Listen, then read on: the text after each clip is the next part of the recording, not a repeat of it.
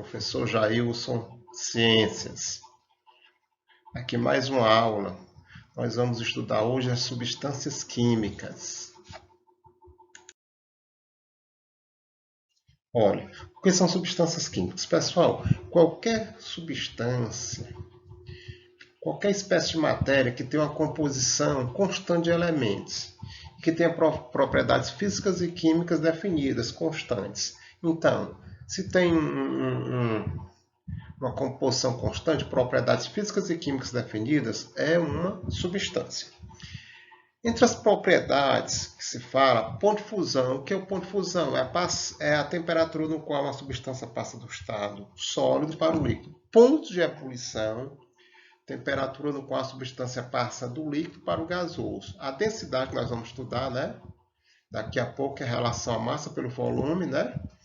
E outros fatores de ser inflamável, não, cor, entre outras coisas, né? Duas substâncias diferentes podem eventualmente possuir algumas propriedades iguais, mas nunca todas elas. Enquanto cada substância, geralmente, ela tem as propriedades diferentes da outra. Dificilmente duas substâncias têm uma propriedade, pelo menos uma, iguais. Imagine o resto. Ela pode ter no máximo uma e aí não é, e é raramente. Quanto mais além de uma. Por exemplo, aqui, ó, água destilada. O que é água destilada? É uma água pura, que só tem hidrogênio e oxigênio. O ponto de fusão é 0 graus Celsius. O ponto de ebulição 100 graus. E a densidade é 1 grama por centímetro cúbico. Já o cloreto de sódio, que é o sal de cozinha. Ponto de fusão 801 graus Celsius. Ponto de ebulição 1413. E a densidade 2,17 gramas por centímetro cúbico. Já o etanol, que é o álcool comum. Ponto de fusão menos 114,3, ponto de ebulição 78,4 e a densidade 0,79 gramas por centímetro cúbico. Então, cada substância ela tem propriedades físicas e químicas diferentes, certo? Mudança de estado físico.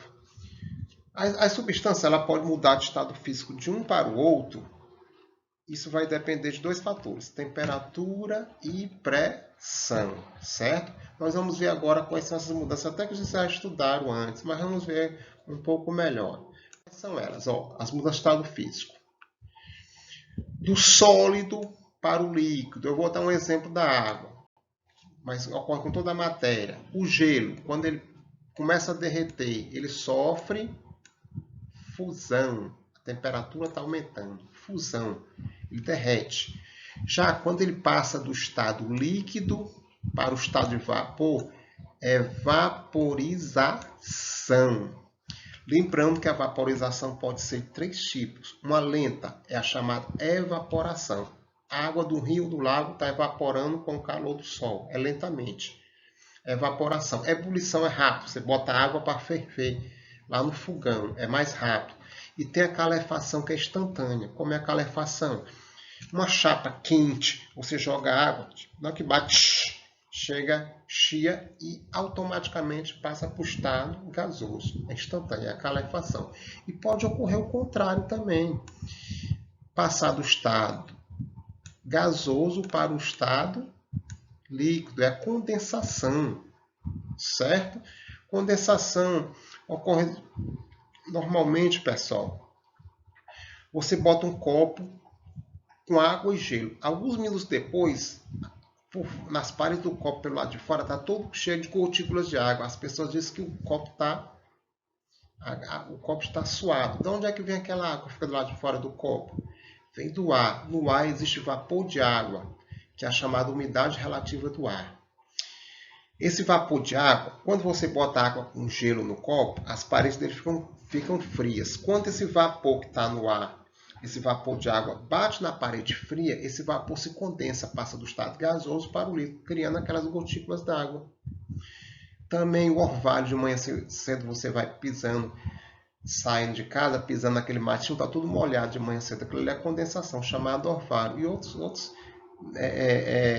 neblina, sereno, tudo em consequência da condensação, né?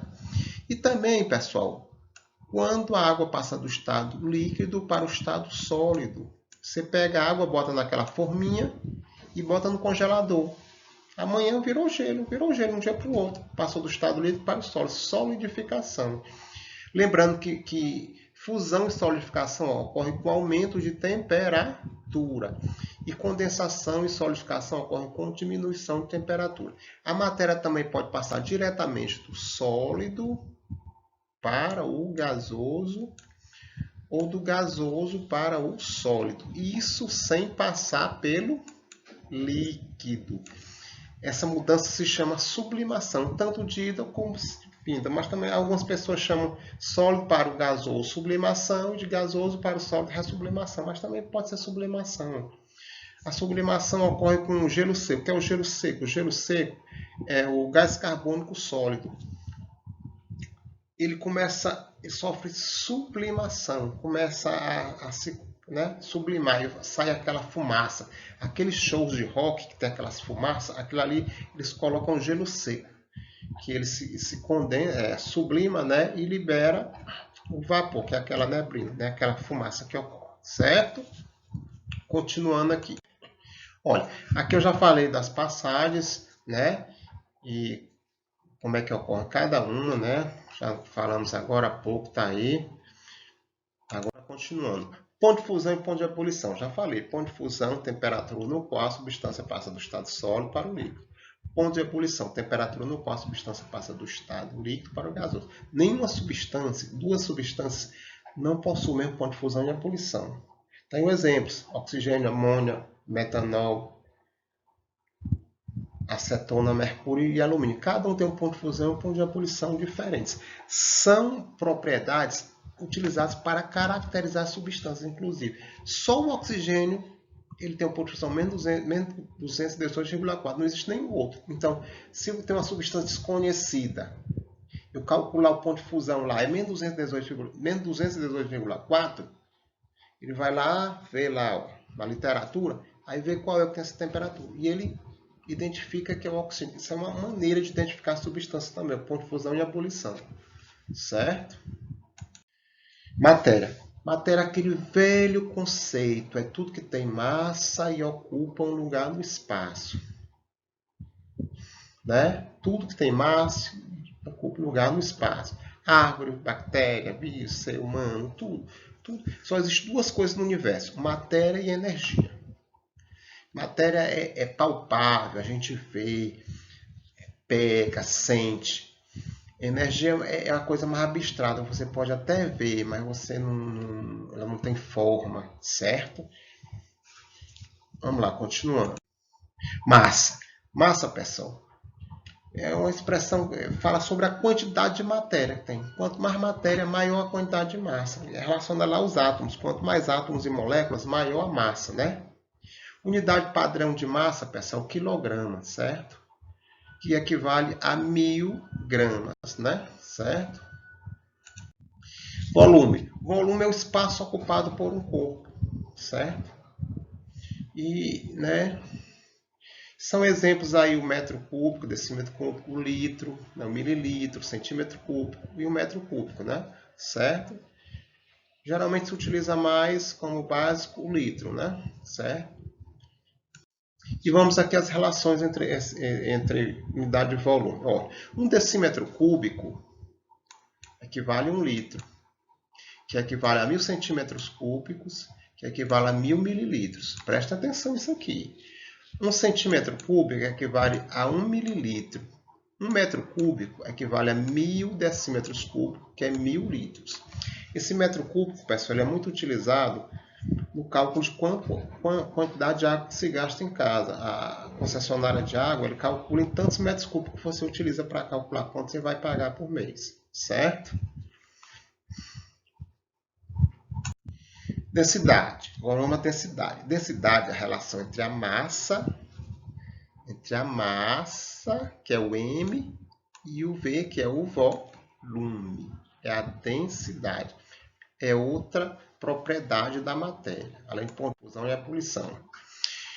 Por que alguns objetos flutuam ou afundam na água? É o seguinte: se o corpo tem uma densidade, a densidade da água é 1. Se o corpo tem uma densidade maior do que a água, ele afunda. Se o corpo tem a densidade menor do que a água, ele flutua. Exemplo, o álcool. O álcool tem 0,8. Se é menor do que 1, ele flutua na água. O azeite 0,8 também flutua.